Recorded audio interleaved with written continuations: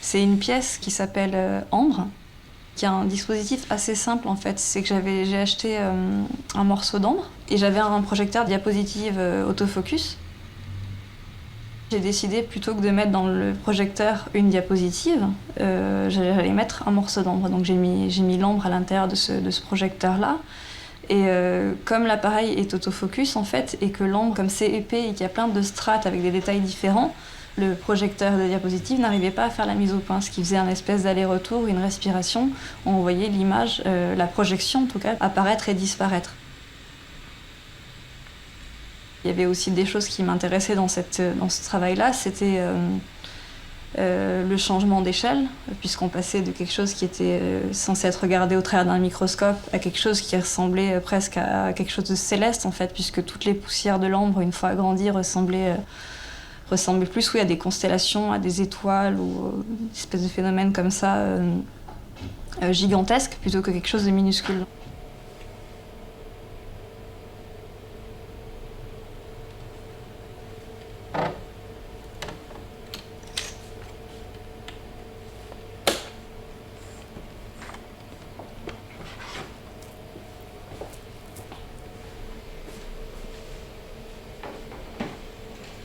On est dans un labo photo qui est dirigé par Diamantino Quintas. C'est un vrai professionnel, il a un vrai regard, il a de vraies connaissances techniques, ce qui n'est pas du tout mon cas. Et ça peut paraître paradoxal parce que justement, je suis quelqu'un qui cherche plutôt à approfondir les erreurs plutôt qu'à avoir le tirage parfait. C'est quelque chose que j'aurais jamais fait si cette série n'avait pas existé autrement auparavant. C'était des tirages de 20 sur 30 cm. Donc c'était quelque chose d'assez léger qui m'a permis de pouvoir beaucoup expérimenter de mon côté pour savoir exactement ce que je voulais ou pas. Et une fois que j'ai su quelles étaient les erreurs, on va dire, ou quels étaient les dysfonctionnements qui me convenaient, c'est là où j'ai sollicité Diamantino pour qu'il fasse mes tirages en grand format.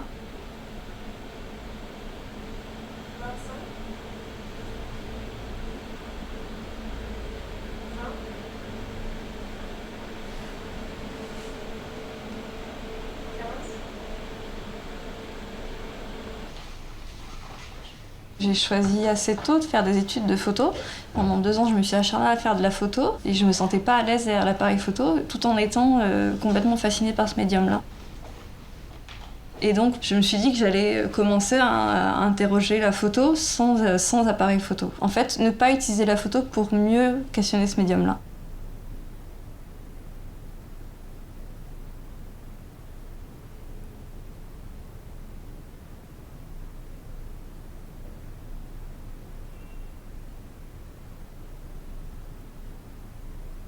Généralement, je fais plutôt des choses à une plus petite échelle, de façon très artisanale et de façon très empirique en fait.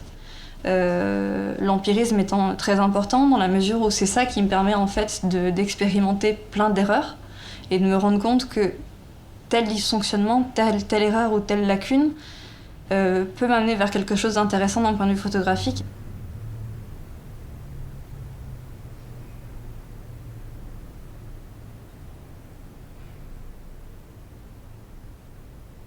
J'aimais bien me poser des questions qui a priori n'avaient aucun sens en photo. Par exemple, qu'est-ce que ça donne si on sort le labo photo qui est dans le noir, si on le met à la lumière du jour, qu'est-ce que ça fait?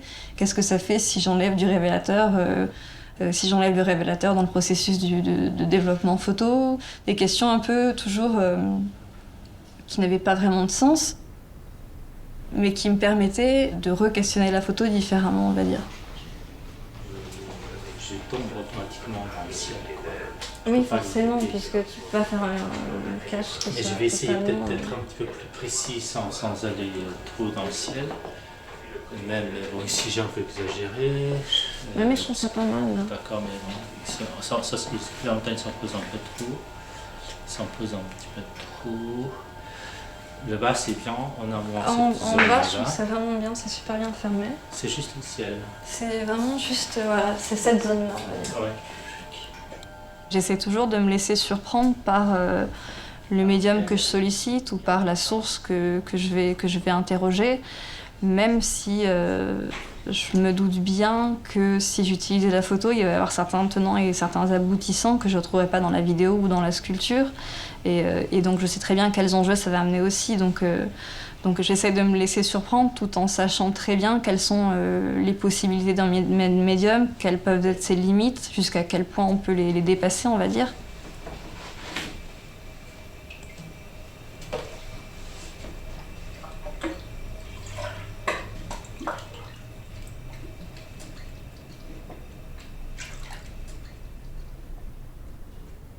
J'ai l'impression qu'à chaque série, en fait, il faut que je réinvente un processus, il faut que je réinvente un procédé.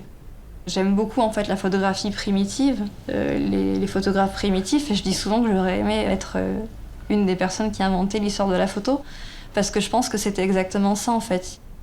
Les pionniers de la photographie, ils fonctionnaient uniquement par tâtonnement, c'était forcément empirique, et puis bon, advienne ce qui pourra, et on verra si ça fonctionne ou pas, on verra si c'est fixé ou pas. Et en fait, cette méthodologie-là de travail, qui est une fausse méthodologie dans la mesure où c'est la plus mauvaise méthodologie si on veut être efficace. Mais quand on est artiste, le but n'étant pas d'être efficace, j'ai su que cela de pouvoir mettre en place des méthodologies qui sont complètement délirantes, enfin pas délirantes, mais qui sont complètement hors de propos ou qui feraient sauter en l'air n'importe quel technicien, on va dire.